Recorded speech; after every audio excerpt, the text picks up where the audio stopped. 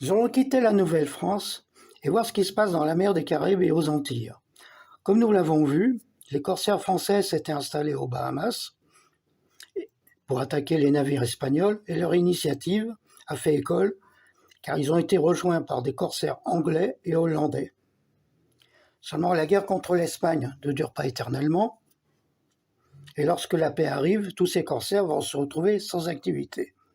Certains vont tout arrêter, par contre d'autres vont continuer la guerre de course, mais à leur propre compte. On appelle ces hommes les flibustiers. Cela vient d'un mot hollandais vrijbuter qui signifie un homme qui fait son butin librement. Ils s'installent aux Bahamas, à New Providence, qui leur sert de base de départ. La ville de New Providence est aujourd'hui Nassau. Et à partir de là, ils vont avoir 3 activités, ce sont la piraterie, la contrebande et la traite des esclaves.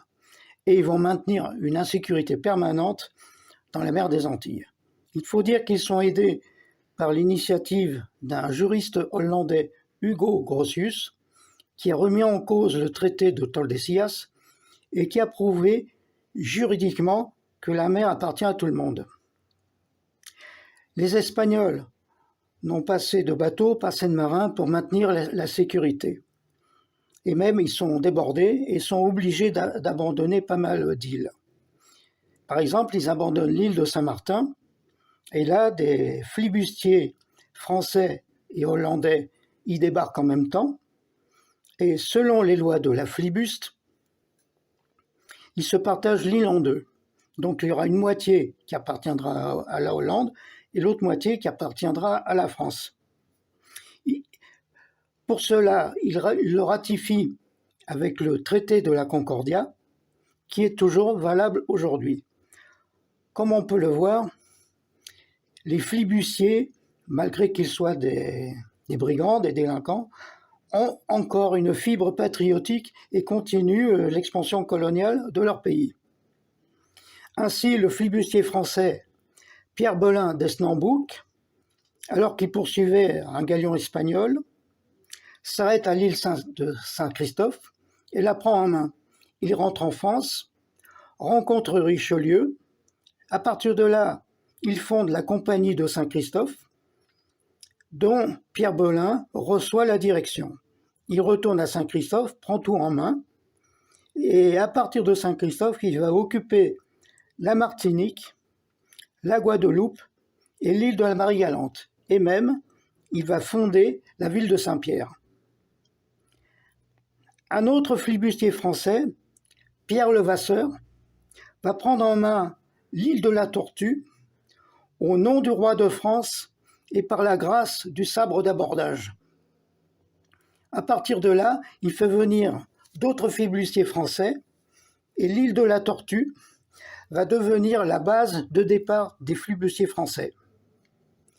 Les Anglais, eux, vont s'établir à la Jamaïque, tandis que les Hollandais vont rester à New Providence. Les Espagnols, sur l'île de Saint-Domingue, ont complètement abandonné tout l'ouest de cette île, qui est entièrement vide, et peuplée surtout par des troupeaux de vaches et de taureaux qu'ils ont abandonnés, qui sont quasiment devenus sauvages.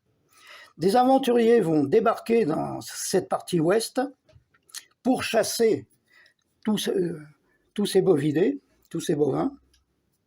Ensuite, ils vont faire cuire la viande selon un procédé des Indiens Arawak, qu'on appelle bocan, c'est-à-dire c'est de la viande fumée. À partir de là, on dira que la viande sera boucanée, et ceux qui vont pratiquer cette cuisson vont être appelés les boucaniers. Donc les boucaniers s'installent à Saint-Domingue, dans l'ouest de Saint-Domingue, font le commerce de cette viande boucanée et aussi de la contrebande. Les Espagnols vont essayer de chasser les boucaniers, ils vont créer un corps d'élite qu'on appelle les lanceros, ce sont des cavaliers munis de lances pour attaquer les boucaniers. Seulement les boucaniers sont très bons tireurs.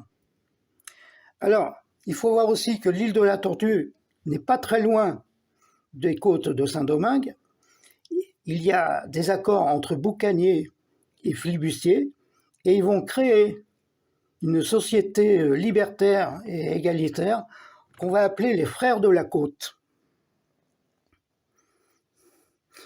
C'est une société basée sur une sorte de liberté totale, ainsi que sur les lois de partage. Ils auront même une caisse de retraite, c'est-à-dire que chaque flibustier, chaque boucanier, quand ils font du butin, ils mettent une part de côté, et lorsque, pour leur vieux jour, ils décident d'arrêter, ils reprennent tout ce qu'ils ont déposé. Et il y aura même aussi des indemnités en cas de blessure. Comme on peut le voir, tous ces hommes ont maintenu une fibre patriotique. Même sous Louis XIV aura lieu une assez étrange expédition où une force combinée de marine royale et de flibustiers attaquera le port de Carthagène en Colombie. Il réalisera même le plus gros butin du Nouveau Monde. Et tout cela sera sous les ordres de l'amiral d'Estrées. Mais seulement cette société égalitaire ne durera pas longtemps. C'est au XVIIIe siècle, disparaîtra petit à petit pour laisser place à ceux qu'on appellera les pirates, c'est-à-dire des gens sans foi ni loi qui n'ont plus de patrie. D'ailleurs, ils auront le drapeau noir à tête de mort comme emblème.